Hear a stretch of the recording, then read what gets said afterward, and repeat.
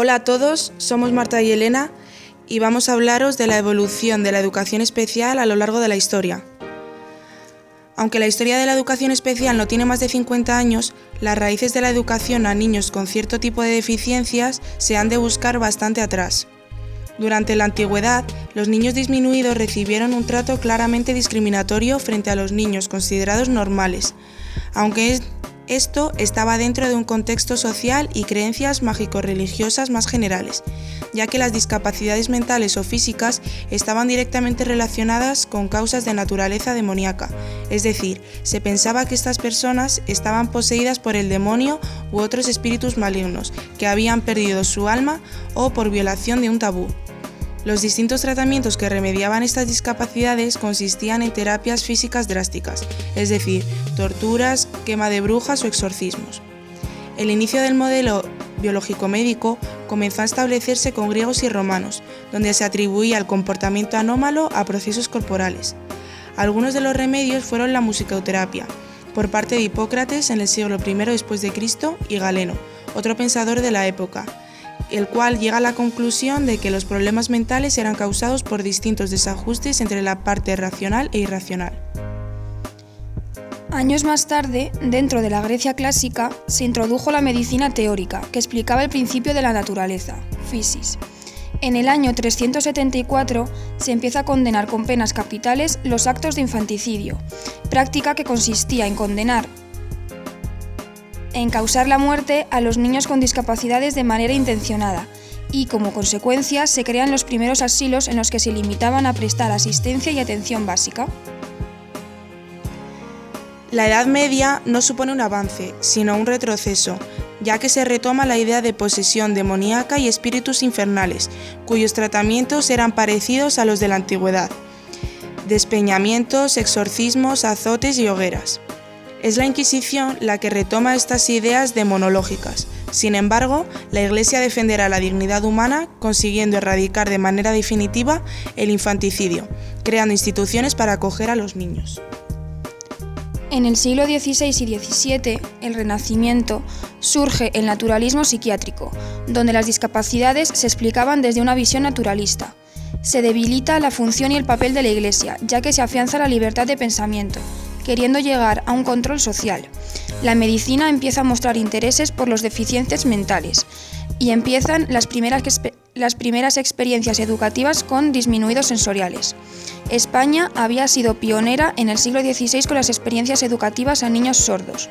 Sin embargo, no por eso se dejó notar el cambio originado en todo el mundo hacia la institucionalización. En 1800 funcionó en Barcelona una clase patrocinada por el Ayuntamiento para la instrucción de sordomudos. En 1802 se fundó en Madrid la Real Escuela de Sordomudos.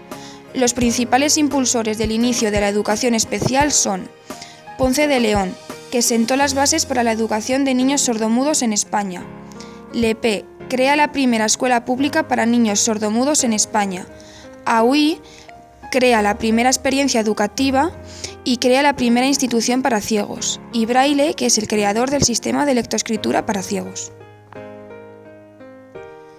Con la revolución industrial aumenta la situación de marginación e inadaptación social, y es en esta etapa donde se instaura la obligatoriedad de la enseñanza, dando mejor trato a los deficientes sensoriales que a los discapacitados o deficientes mentales. Los autores más relevantes son Pinel, el cual defiende el cambio de la mejora a los deficientes; Rousseau, cuyas ideas fueron fundamentales para propiciar el cambio hacia la educación especial; y por último, Itard, es uno de los precursores de la educación especial. Durante los siglos XIX y XX surge una pedagogía interesada en la educación de las personas con discapacidades, y no solamente con aquellos niños con discapacidades físicas y mentales, sino también aquellos que tienen dificultad para aprender en la escuela.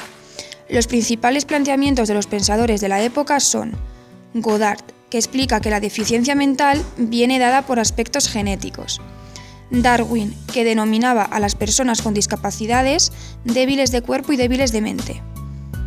En esta época es cuando los padres de niños con discapacidades empiezan a reclamar el derecho de sus hijos a ser tratados igual, y es aquí cuando surge la idea de normalización, como origen de la integración escolar, es decir, Es en este momento cuando se reconoce como personas a aquellas con discapacidades, en mismas condiciones con las que no tienen, y por ello se reconocen los mismos derechos en todos los ámbitos. La Ley Moyano, aunque no se aplicó hasta el siglo XX, consignaba la obligatoriedad de la enseñanza entre los años 6 y 9 y preveía la creación de escuelas para niños sordos. A comienzos del siglo XX, las aportaciones a la educación especial proceden de autores que se inspiraban en la asistencia médico-pedagógica a los deficientes en Italia, como por ejemplo Sancte y Montesano, y una de las autoras más relevantes, María Montessori, que fue una trabajadora de la Clínica Psiquiátrica de la Universidad de Roma, la cual se interesó por la educación de los niños con discapacidades. Puso en experimentación su método de autoeducación, recogido en obras como Pedagogía científica e Introducción al método Montessori. Los niños participan de manera activa en su proceso de desarrollo y aprendizaje y pueden autodirigirse con inteligencia y elegir con libertad. En un ambiente Montessori, el orden, el silencio y la concentración son la constante. Los maestros imparten lecciones individualmente o en pequeños grupos, abordando una amplia variedad de temas de acuerdo con los intereses del alumno. Existen círculos donde todos los niños juntos observan temas de interés general. El respeto es mutuo en todo momento y no se aplican castigos, sino consecuencias lógicas. El propósito básico de este método es liberar el potencial de cada niño para que se autodesarrollen en un ambiente estructurado. Y en Suiza aparecen figuras representativas como Hanselmann, aunque el que más destaca es De Crooij. Comenzó a estudiar a los niños con discapacidades e hizo una clasificación de los mismos. Mantiene una orientación globalizadora de la educación basada en los centros de interés del niño, elaborando métodos globales ideográficos para la enseñanza de la lectoescritura. Juegos que aún hoy en día se utilizan para la educación de los niños con necesidades especiales. Del mismo modo, comienza el interés por la marginación y delincuencia infantil y juvenil, creándose juntas de protección de la infancia, dando lugar en 1920 a la creación del primer tribunal titular de menores en Bilbao.